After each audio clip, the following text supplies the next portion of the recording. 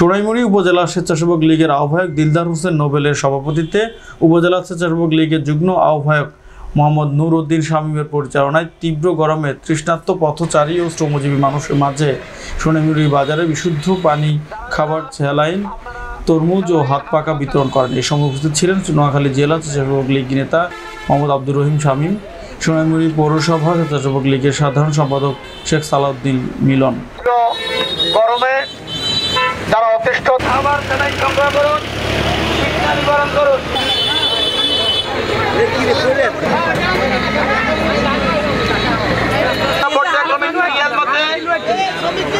সহ আমাদের বিভিন্ন ইউনিট থেকে আগত সকল আসুন।